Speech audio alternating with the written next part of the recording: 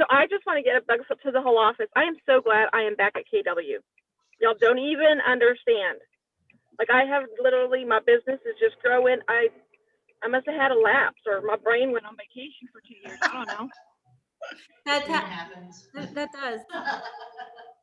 So there you go. I'm just grateful to be back in the office. I love it. I love it. We're glad to have you, Monica. And you guys, and so Monica is part of our Agent Leadership Council. We get to spend a whole day together tomorrow.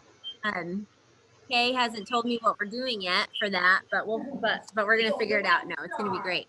I've got 3 sitting here. Who else has got one? Thomas, go ahead.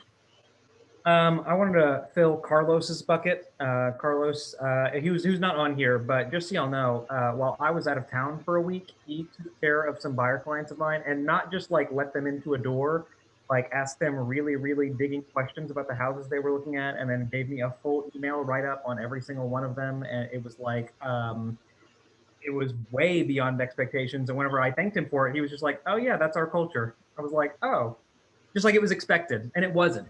So Carlos is awesome. Thank you, Carlos. Appreciate it. I saw him this morning. I saw his work too. That was awesome. Good people. Y'all, I can't see most of your faces, and I want to.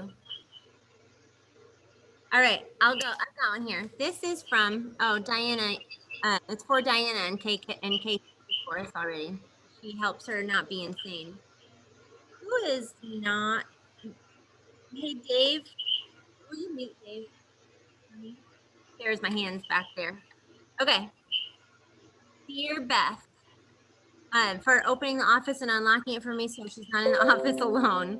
That's from Johanna. Johanna's here in the office with us too. She's gonna eat pizza. Okay. I've got one for me. Chris Rosbrum, the ultimate sharer of information. Thank you. I read actual newspapers now because of Chris Rosbrum. It's very, it feels very old timey, and something about it feels fun and safe, and you have to wash your hands after. But like, I'm enjoying reading newspapers, but no, really, it's always helpful, always industry related and things that we need to talk about today and relevant. So another member of our Agent Leadership Council, of course, Mr. Rosbrum. Okay, I've got one more sitting here. Who else has one? Angel's got one. Go ahead, speak loud. For Diana, because she honestly does a lot for every one of us, I believe. And she made the transferring process for me coming from Amarillo to Denton way easier than I was expecting. She's a rock star. She's sitting in here. She can hear you. She's downstairs with 800 balls in the air. And she stays super calm, and she's like the counselor. She's great. She is a calming force, isn't she? She is a very calming force. I've got another one sitting here, but I don't want to cut anyone else off. Hi, Deanna. Hi. Nope. There you go. I can't see your face. I know. Okay, so this is to Jesse, Kara, and Diana. Again, this is why we do this. Allowing me to continue, allowing me to continue to ask questions and answering them. Love, Melissa. Thanks, Melissa. She's shooting pictures and videos right now. Anybody else? So, all right, this is what we're gonna do. We have a problem. We have a problem and a great opportunity. I'm getting everybody together because I am talking to you guys, talking to agents outside of KW, scheduling, rescheduling. You guys are going crazy with buyers right now. And so we're going to be talking about straight through spring, at least, how to best position our buyers to win contracts, how to find the motivated the people that are ready to list or don't know that they're ready to list yet, but how to find them, like one and another. And if anybody feels fear, we're gonna face it with some really encouraging facts. Okay, that's what we're doing. And I asked y'all to bring your best, because if you as a contributor to the mastermind, a good one, something that is proven that has worked for you, that you have seen work. I've got a raffle ticket for y'all here. You actually get the ticket. For you at home, Kara's managing that for you guys. And at the end of the meeting, at the end of the mastermind, we'll pull a ticket out and you'll win it to family reunion. If you already are going to family reunion, great, gift it to somebody. Cool? Hi, Pam. Pam, are you here? You're in your office. Okay, I'll tell you when pizza. I am here. I'll tell you when pizza's here. Okay. So first, let me go through a couple announcements, couple of things we got going on. We did that. Hey, guess what's on February 15th through the 18th? Family reunion. Is everybody here registered? Yes. I know Pam is. I know Chris is. I am. I know Deanna is. Hey, hi, Abby. There you are. I see you now. Matthew is. Shane, I'm not sure if you are. Everybody needs to be there, and this is why. Let's just address the elephant in the room here. Y'all are telling me you're zoomed out. You've learned everything that you need to know. It's not you don't find the value in it. I understand. I had the same mindset around it. And of course I wish I was in Vegas. However, think about the market that we're in right now and the craziness. I know, Tori, you and I have been talking a lot about, running around crazy with buyers, right? Gary Keller predicted this over a year ago. This exact thing. We knew what was happening, and he's a billionaire that's going to sit in front of us and tell you what the next 5 years are going to be like. I can't stress it enough. And they're playing Family Feud. You guys know how I feel about games, but no, really, it is the most valuable thing that we can do for ourselves in our business. I'm going to be purposeful and mindful about it. I will admit that Mega Camp, I had to go back and watch a lot of it because I didn't experience it the first time. And I'm not doing that again, and I'm not letting us do it either. We're going to pull all the value out of it that there isn't, and we're going to have fun with it. I'm going to buy lunch, we're going to do happy hours, and we're going to have pizza, and we're going to have fun. So if you are not registered, get registered. If you have a real estate agent, a productive real estate agent that you would like to bring to family reunion, I would like to buy them a ticket. Get with me on that. Cool? Cool. Courtney. I'm just kidding. I could just see you talking. And so I'm pointing you out. I'm making fun of you guys. Thank you. Can we, before we get started, can we follow up on follow-up? On Outfront, kwoutfront.com. I hope that you guys are subscribed to Outfront Weekly. All of these resources that we share with y'all, it all comes from there. It comes from KW Connect and it comes from Outfront. I'm not coming up with any of this. I'm just a releaser of information. This is what I read this morning on Outfront. Great reminder, and I love the way they put it. In our most recent survey, we found that agents who average from $50,000 to $200,000 in GCI have an average database of 450 people. That's it. 450 people that they are reaching out to, right? At least 25 times a year. But that's a big range, 50 to 250. Those are two very different lives, right? Or excuse me, 50 to 200,000.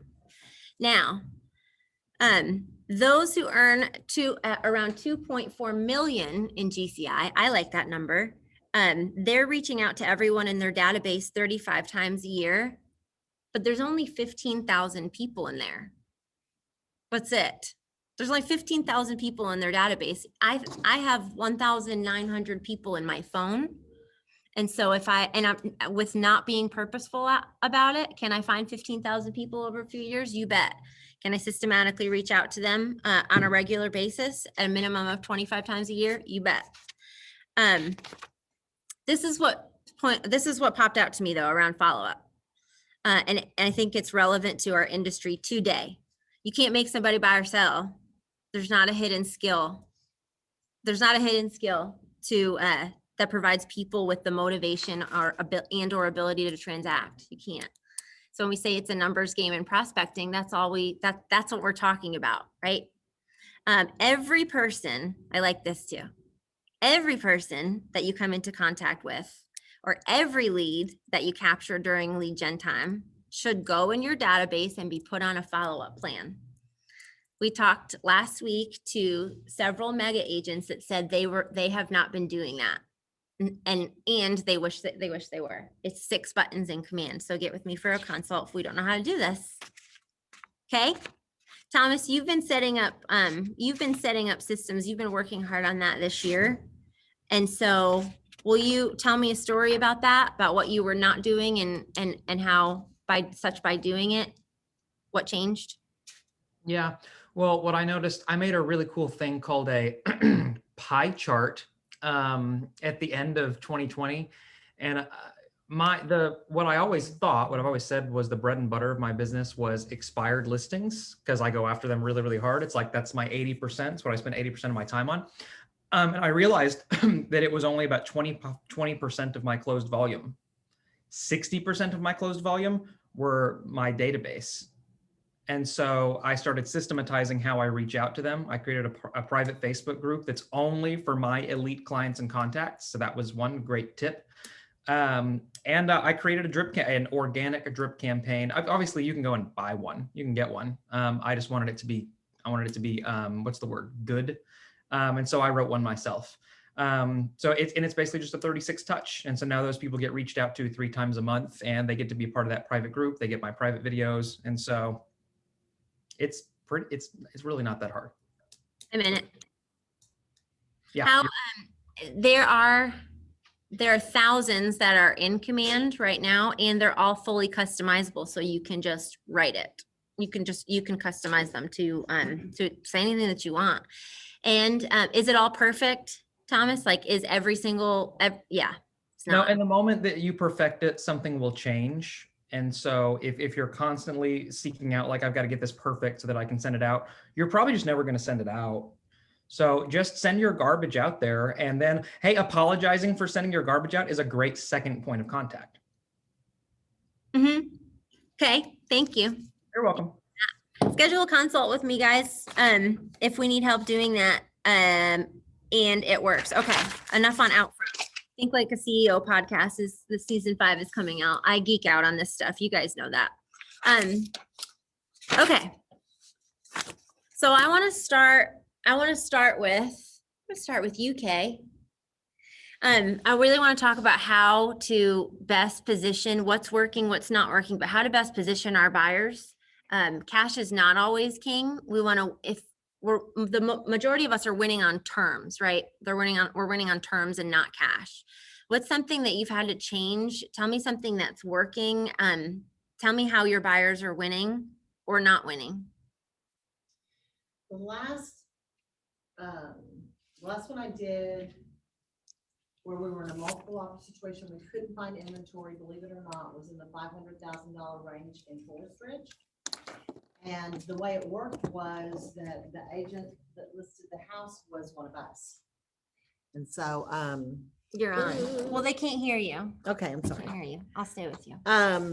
The way it worked was that the agent that had the listing was one of us, and let us get in there and get the offer over list. Of course, you kind of have to offer everything your buyers will do, Mhm. whether it's pay for the title policy. There's closing costs they can write off. That doesn't affect the appraisal, because that's the other thing about going in high. Then you got to negotiate. Are you going to pay all that if it doesn't appraise? It gets pretty crazy. My best advice is get in there as fast as you can. Beg the agent to present it so that you're not in a group, because there's no way to know what's going to do it. And the letter, I don't know if people are still doing the letter, the picture of the couple with their little baby saying, this is where we want to raise our family. It doesn't work for everybody, but for the people it does, it's very effective. Yeah, talk to me about that. Who's doing that? Well, I've done that some. Have you done raising her hand? Tori, you don't have to raise your hand. Just unmute, sister. So broker buzzkill here. We are being instructed by National Association of Realtors to no longer do letters and pictures. What? So just so you guys are aware, that could trigger potential fair housing issues. So I strongly encourage you to look into that. But NAR is doing quite a few articles on it. It's becoming a big thing. So just use your discretion there as far as whether or not you're advising your buyers to do that. So just want to throw that out there. Chris, do you have anything to add on that? You may have a little more info, but sorry, I just have to tell you guys that. And we need you to. And Chris, but by all means chime in, but I have an idea. Question. Okay. Is there anything wrong with me when I'm submitting my offer, me calling the agent and telling them a story about my people? No, not at all. You just have to be, again, this is all kind of coming down the pipe, so we really don't know how things are going to be affected, but you have to keep in mind that when you tell that agent that agent now has knowledge of it. That agent then, at that point in time, have seller's knowledge of it. And you do, what we've been running into is people stating that they lost in a multiple offer situation because of discrimination against X, Y, or Z. So, Okay, so it's making sense to me now. I'm sorry. Okay. yes. I couldn't Chris, understand. do you have anything to add to that? I've read all the stuff from NAR. I totally agree. I think that we need to not pursue offering that to our clients. Okay. All right. So let's fast forward and say they smack down on that all the way. Next, what else do we do? If it's across the board and everybody's following the rules, then it's even. We didn't lose everybody. We just have to think of something different. So tell me what else is working. Somebody has a formula for Johannes, the new construction. Tell me about, and Tori and Chris, I might need y'all to chime in again. Tell me about appraisal. Tell me about appraisal addendum, what you're not doing and what you're doing. Well, I will say, and other people can speak to this as well, I know that appraisers are getting pretty tough again. I think there for a while, they were really tightening down on their appraisals, and then they just kind of didn't care. And I'm seeing it again, that they are really getting very, very tough on the appraisals. So that's conversations you have to have with your buyer as to what they're willing to do. Obviously, don't push them into saying, oh yeah, we'll pay whatever, unless they're truly capable and willing to do that. Because the last thing you want is your buyer to think, oh, well, we had to do this to get the house, but we weren't really comfortable doing it. We have to make sure that we're having those conversations ahead of time, because that could be a reality where they could end up coming to the table potentially with $5 or whatever grand over list price. And you just tell them, oh, it might happen. It'll probably be fine. And then we get into a whole nother issue. I had a buyer that went 20,000 over list. The house was listed with an agent in this office and it appraised. I did all the comps on it. I Right, felt you never real know. strongly it would Amen. appraise, and it did. Around the appraisal addendum, okay to not representing a buyer? Oh, you Tori? do. Well, if you're not representing a buyer, you want that appraisal addendum there to know their intention, because even if the offer is 10 grand over, obviously that's not reality unless you know that that's going to be guaranteed. And what is it going to be guaranteed? Is it a full waiver, or is it a partial waiver? So that's very important. And if you guys have questions on that addendum is fun, to say the least, as far as the way it's written. So if you guys have questions or need to reach out to me to go through it, I'm happy to do so, because it really, a lot of people don't understand how it works, and I don't blame them, because it's not written in the best possible way. This is going to sound off topic. I promise I promise it's relevant, but stick with me because we're going to take a little turn. I want y'all to ask these questions, and here's why. I was doing a mastermind like this with team leaders. And team leaders like to talk, but I could tell that there were questions that needed to be asked that weren't being asked, and problems that people were having they were not bringing up, because there were some highly experienced salespeople and team leaders on this call, and also some brand new team leaders. And a brand new team leader got her to be brave and asked a question, and we went from about 20 cameras on. Or,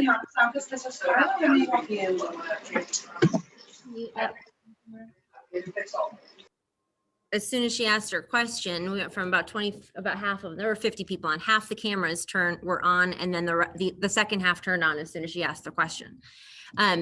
People want to and pay attention to, with leaders in this room that want to help. Really, it fills their bucket. And so for those of y'all that do have questions and are newer, there is no stupid question. That is why we're doing what we're doing. We like to share what we know. Okay, sorry. That was a long way to say that. All right.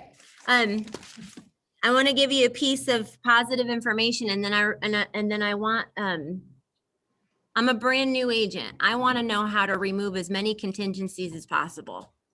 And so, like, I want to hear from the experienced agents, what should I do? Let's say I'm putting 20% down and I have average terms. Like, what else can I possibly do to position myself clearly and in the best way possible? But let me share this with you. If anybody's feeling any fear, thank you, Chris Rosbrum, for this. Last year, 2019, North Texas's total sales passed 119,000. 119,000. That was the ultimate highest high that we've ever seen. And these same people that are predicting the market, we're predicting an 8% increase. So if we're concerned about our businesses and our unit count going down, our production, our volume going down, why? It's only getting busier. It's only getting busier, and sales prices are increasing too. So not only are you transacting more business, but you're making more money also. That helped change my mindset this morning when I read it. Thank you, Chris. So tell me, Pam, you're unmuted. I am. Well, I was just going to say just what Kay said on, if I'm representing a buyer, I tell them all of the different strategic ways we could do it in the contract without raising the price. And that's like offering to pay title policy, removing the home warranty, telling them they can have their own home warranty. They can add that and pay it monthly. It wouldn't be as expensive as it seems by losing that. I also tell them they need to be the ones that pay for any extra title issues, which is that survey deletion clause. I also will suggest the appraisal addendum, but I try to be everyone's mother and I don't really push that, but I tell them that's why we might lose something, because I want to our job is to educate them. So I want to educate them on the options, but ultimately it's their decision. And until they lose one or two, they probably aren't willing to go over the list price, or they, aren't willing to do some takeaways. And they might choose to take away one thing and not all of the things I suggest. But, we work for them, but our job is to educate them. So that's what I would suggest. And is it clear? Like if your people are going above and beyond, and I have 12 offers that I've got to review and read with my client and present to my client. It would be really helpful if there was like a bullet pointed list that tells me, hey, we're paying for everything. Yes, definitely. Because a lot of agents are new and they don't understand the difference. So that always helps to summarize your offer. And I put in that my buyer's flexible on possession. I do that a lot of times in special provisions. I know we're not supposed to use special provisions that much, but I'll put buyers flexible on closing date and possession if they are. And then I'll, explain to them about a temporary lease. Is there anything against, why can't I call the listing agent, or is there anything against me calling the listing agent and asking them if they are like what move out date they would prefer, or if they have any specific preferences? Is that dangerous? No, nothing wrong with that at all. Nope. Go Yeah, for why it. would we do that? That's awful. But if they're really swamped and there's a lot of activity on it, they may not respond to you about anything. Mm-hmm. You just gotta write it. Mm-hmm. I don't and it's just because I'm 100 years old, but I don't understand. You look great for I know 100. I do, Donna. A lot of agents, and I don't know what anybody's opinion is, are putting in under, the forms and everything in the contract with seller's disclosure and everything, instructions on how to write the offer. Mhm. And some of that I think is right, you know, this is Good a point. listing broker, this is that. But then they're putting in, this is the title company, this is the earnest money, this is, and I think it's just skirting the lines of legal. It doesn't seem to me. Oh, yeah, Tori, go ahead. Yeah, I think if I heard Kay correctly, yes, you have to be very careful when you write those offer instructions. Because I'm seeing on Point Blank, and you've probably seen them too, Kay, where they're more or less telling you exactly how they want the contract filled out and how much like minimum option period money, minimum time, maximum time, things like that. And that really does border along getting yourself into trouble. So Yeah. while you can say suggested guidelines or seller needs or whatever, that's one thing, but you have to be very careful when you start getting into the terms. So like if you wanted to put brokers' names, you know, like that, the helpful stuff, sellers' legal names, do they have a survey, things like that, that's fine. But when you start getting into the numbers and the money and things like that, you're going to have you could have a problem. So are you seeing that too, Kay? I've got the buyer, but pay attention to that. In MLS, there is preferred title, but if your listing agent gives you that information, use it. You're limiting, I mean, if it's your listing, yeah, you're putting a cap on what somebody's willing to do. And so I don't think that it is representing your seller well if we're doing all of that, but pay attention to that when you're representing your buyer. Shoot, double it. Let's say your buyer has resources and they say it has to go Stewart Title, but there really is no reason it has to go there. Oh, right. Except that that's who the agent always works with. And then your buyer loses it and it goes to the title company. I think it's a gray area. I don't know how you get away with that. It's a gray area. Yeah, you can make them happy to do that. Yeah, I want in this case, I want my buyer to win. And so I might advise my buyer, so you get to choose whatever title company that you want to go to if you're paying for it and we get into contract, right? So all title has to sell a service, state sets title fees. So I would advise them, you know, we can work a contract through any title company. I'll guide you through that. Don't worry about it. I want to remove as many contingencies as possible. What else? Shane, what one Shane, are you with me? I'm here. So what, you received 8 offers on your big listing out there? And one was $80,000 over or something like that? Yes, I had, let's see,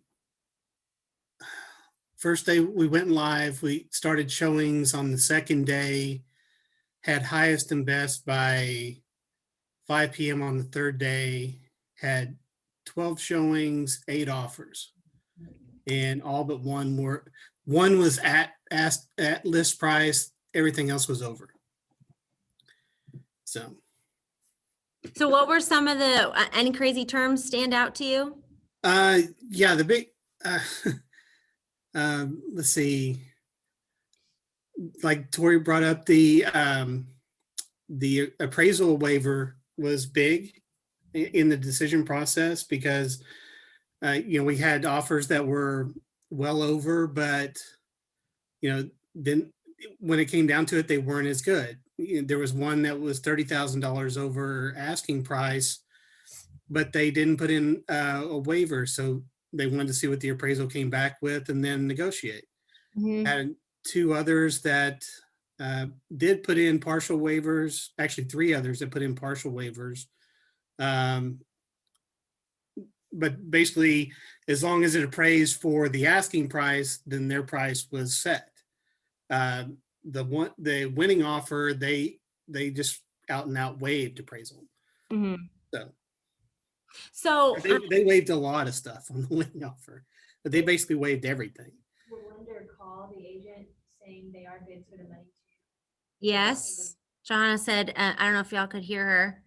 She said having your lender call the agent just to back up your pre-qualification. The appraisal waiver. Mm-hmm. And their appraisal. Oh, and their appraisal waiver. Okay. Yes, that makes sense. So talk to me about this. If if I'm a buyer and let's say I'm a first time buyer or I'm a savvy buyer and we're running around all these houses and we're putting in contracts and we're not getting in a contract, I'm just as frustrated as you are, right? Me, the buyer, you, the agent. So I just keep hearing expectations. Like I want to have my expectations reset. So what is the conversation before you even go look at a house with a pre-qualified buyer? Like how does that conversation go? Also, next meeting I'm having with Abby and Courtney, look at all the alcohol behind y'all. My goodness. Are you guys okay? We just realized that we set up in front of this. Sorry. It's a little embarrassing. And we did just order Thai Square, Yep. so sorry. Sorry, I just saw that. I thought it was funny. Also coming to visit. So yeah, how's the expectations conversation go? Before we go look at how.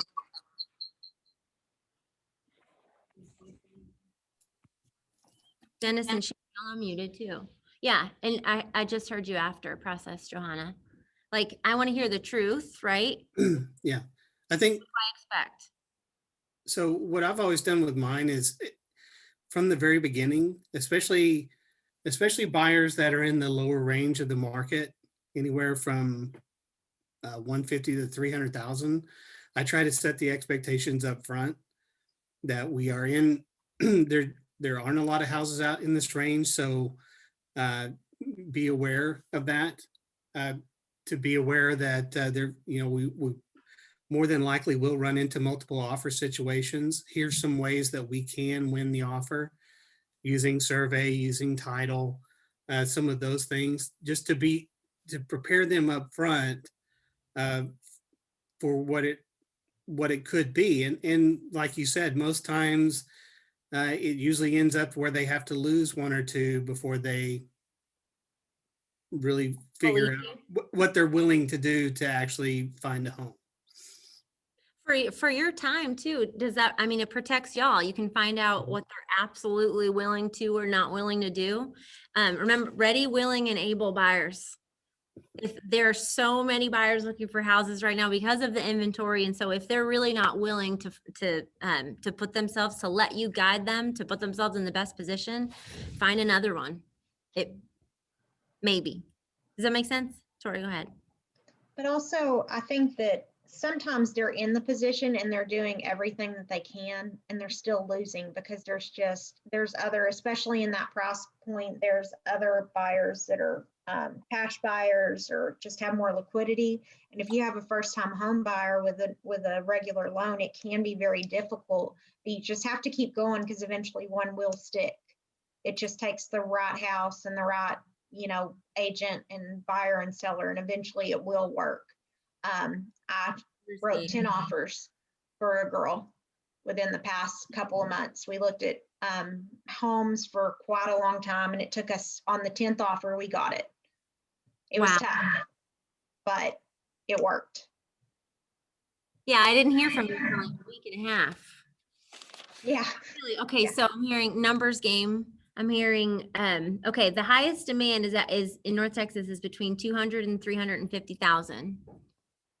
Okay, the prices are slated to increase too. I guess I need to be vetted. If I'm a brand new buyer, I need to be vetted really, really, really well. What can I do? And walk through it with us the first time too. Tell me something else that works. They've got to be on the drip.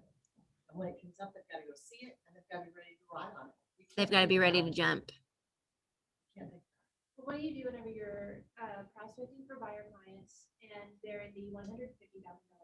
Mm-hmm. We're like, you need to make more money or you need to qualify for more money. Right. There's no houses in that price range. It's just, not impossible, but it's like you're up against every cash investor in the world. We can't dictate that. We don't dictate the market. No, and so we are now, that $350,000 price point is now the entry level investor range. Mm-hmm. And so we're sitting here working with people that have originally could buy a normal mid-sized home and they can't even break entry right now. Be paying attention to why. All right, so if we didn't win, Tori, was it cash every time? And why?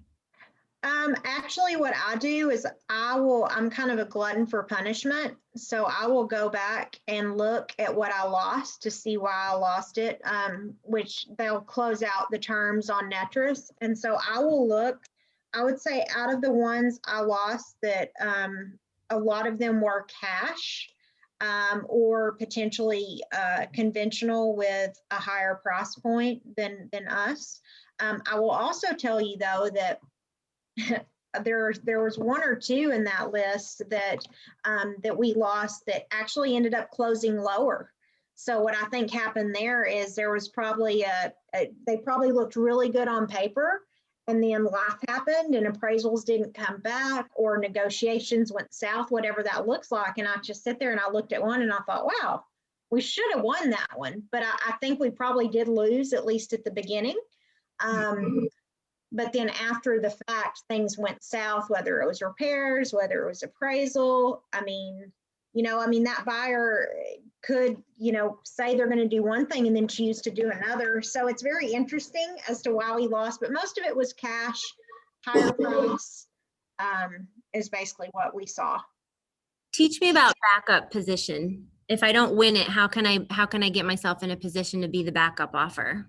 Several of those this last year. Ha- And you have to put the earnest money and the title, it has to be totally negotiated. The earnest money goes to the title company. Yeah. The option money goes to the seller. I mean, people think it's just like saying, oh, well, if it doesn't work, let me know. I've got to have a bunch of earnest money out there. No, thank you. If it's me. Tell me about. You Go can ahead. negotiate that though. I actually was in a backup position and won the offer. Where there was, and what happened was the original offer, it was for land. The original offer, they were kind of wavering on things, and the listing agent used that as, hey, we have a backup offer, you need to decide. And it fell out, and we ended up winning the bid. And it like everything else, as far as the option and the earnest money, it just became a negotiation point. Mm-hmm. Okay, and I love, you guys know I love details, and most salespeople don't. And the importance of a complete, correct contract right now is, oh, pizza's here. I'm gonna eat it in y'all's face. I'm kidding. So I've received offers before that had blanks. They were something missing. That's not a complete offer. And so I can't compete unless it's completely filled out. There's a lot of details. And so walk through your first tons with people, walk through several. If you want somebody to double check a contract, K Kitchens is the most complete, correct contracts, really, one of that I've ever seen. And that's important to you. I'm happy to do it. Tori's happy to do it. That's what compliance is for. We can go through it quickly, but you can lose out for missing a tiny detail. Really. Talk to me about something. Have all the forms that you've indicated that should be an addendum or attached to the contract, include those. I got one yesterday that it only had the contract and it didn't have the 3 forms that it said, here's an integral part of the contract. They weren't attached. So I had to go back to the buyer's agent and say, send me the forms. And something else that, I personally don't like, they send you a contract and they put in there, it's a drop dead, and they give you such a short window of time. The one I got yesterday is a drop dead of, I think it's tomorrow at 5 o'clock, and it's $1 million contract. That's too short of a period of time to even get with the owners and review it all and everything. And you're just almost killing your deal before the seller can even consider everything there is about it if you put in that short of a period of time for the seller to be able to review it. No kidding. We're allowed to do that? Yes. It'll be null and void by 5 o'clock on the state. Mhm. But when I've done that, it's because my buyers are afraid that they'll use that contract to shop it. And so they want to make a decision. I gotcha. I see what Chris is Yeah, saying don't do too. that. If it's a hot Don't do that. market, they want a decision. Don't tick the sellers off from the get-go. Yeah. Bottom of the pile. How do I make more money and do less work? So you guys know about referrals, right? Again, thanks to Chris. I would find out if Johanna and Joel hadn't done it already, but it's a big company, plenty of room. I would find out where is it? Where First Foundation, the holding company, a California bank, they're a huge bank, where they are in California, because the CEO just moved to Dallas and they're moving to Dallas. And I would go into command and I would find all of the Keller Williams agents in that area, and I would be reaching out to them. Hey, by the way, this is my expertise. I know this area. I know about First Foundation moving to Texas, and I want to help your people. Let's make a deal.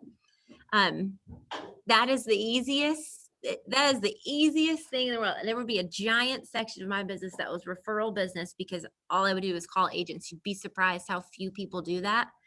Their headquarters is in Irvine. It's gonna be in Irvine.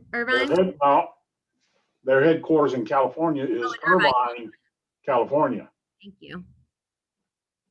Thank you. Yeah, I would find KW agents in Irvine, California, and I'd be paying attention to that too. There are 40% of companies over 250 employees or something like that. 40% of them that relocated states in 2019 relocated to Texas.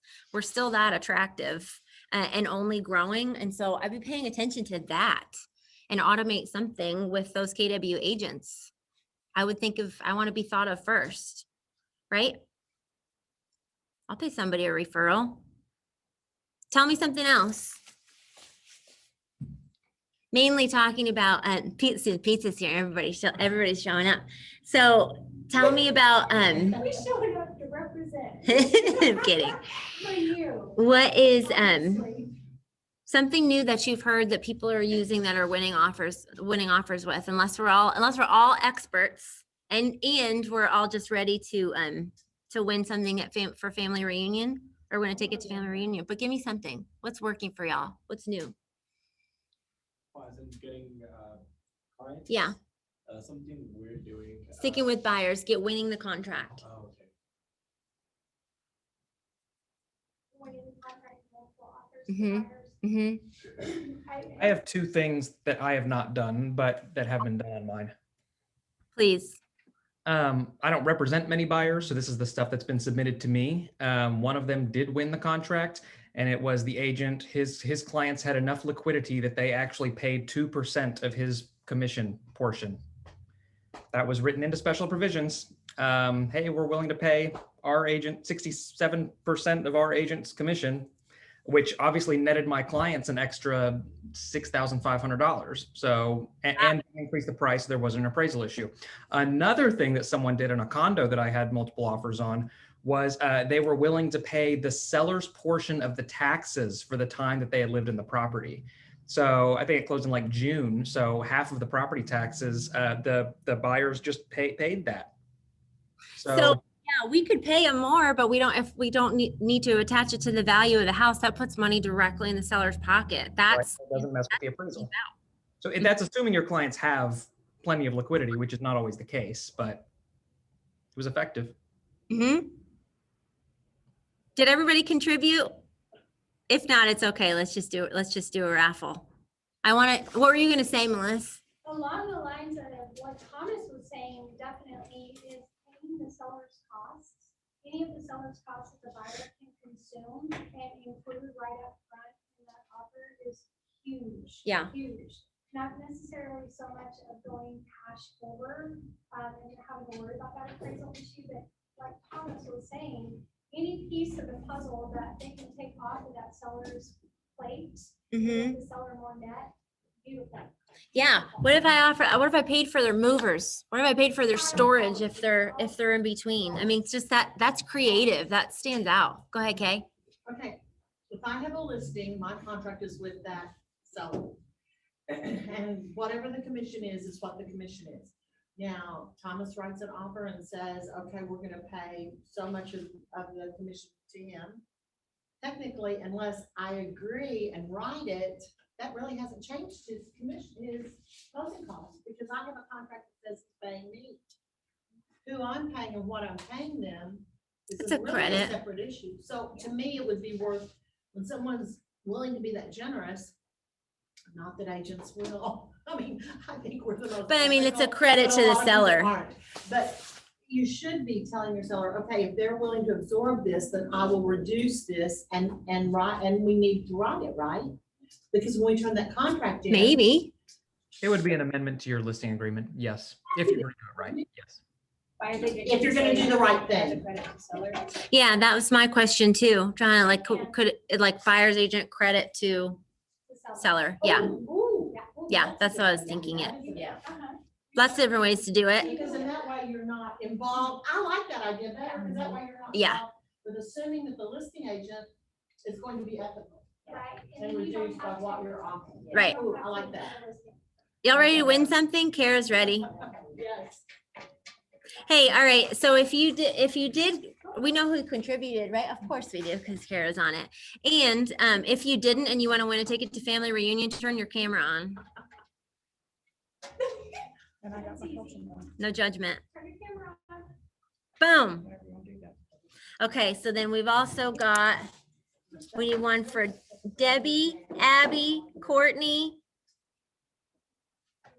Tori, you contributed, so you already got one in there. All right, Matthew's already registered. Steve, Shane, Tiffany, Kathy. All right, y'all turn your cameras on and we'll add you in. Kara's furiously writing. Who's gonna select? Who wants to select it?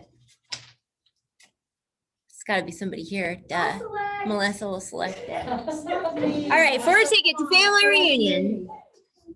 An $800 value, but really, we're gonna be here. We're gonna have happy hours every day. We're gonna do lunches every day. Shane's in. You got Shane. Steve's in. For Kara. Monica's in.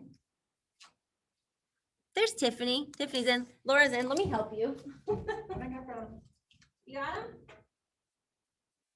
Steve, Tiffany, Laura. I have a ticket. You guys already got a ticket? Yep. All right. Jesse, who's in the second pile, the last pile under Beth? Underwear? Under Beth. Oh, yeah. Oh, Debbie. She just moved. Oh, wow. You got everybody? She came in. Here, come up here, Melissa. She came in recently. Love giveaways. Who's winning? Tomorrow at our ALC clinic, Kara has a giveaway. It has something to do with gambling, Oh, maybe. good. Pam Tarana. Yay! Bam! Pam, you're registered already. Tell her to draw again. Okay, I'll draw again. Could have gifted Thank to, you, though. so you don't have to gift it to You're someone and not welcome. someone else. I hear you. Tori Tori, Next door. you giving it to somebody or are we pulling again? Wait, with this. Pull it again. Trying to use your 4,000 number. He said when he calls it, he just gets a weird sound. I was trying to put y'all on the spot. Select- Okay, so. I'm getting Lonnie to check on it. Okay, okay. We just want to make sure because Beth needed to know. She's trying to get you hooked up with the new phone. You want to gift it? Do you want to gift it or you want us to draw? Oh, no, yeah, I'm sorry. I thought I unmuted myself. No, draw again, please. No, we did, and we selected Thomas. Thomas, do you want, Oh, I didn't hear. you want to gift No, I it? didn't hear a Thomas either. Yeah, redraw. Go again. Pull it again. I'm We're just gonna making her look work. in a minute. No, I'm just kidding. Just to make sure I'm not picking someone who already has one. Okay, who we got? Oh, Melissa Day. Boom. Melissa Day, you want to take it to family reunion. There you Okay, go. guys, this is not, okay. See? I love it. Congratulations. Hey, you guys, if you're not registered, we're gonna be doing this again. Just pay attention, keep plugged in. If you're if we don't win one, it's normally $800. It's $119. It's $119. Currently says it's going up. I don't know how much. And it's going up by by $10. But I'll see you all there. The ALC, I'll see you guys tomorrow. You guys just need to figure out what it is that we're doing. And yeah, I'll see you at 9 or 9:30. And then Don't forget me. Thank you, Kara. Oh, Kara said 4 times, don't forget me, until I finally heard it. And Kara's gonna close us out. Thank you, ma'am. Okay, This is my favorite part. hi y'all. I'll get the tissue.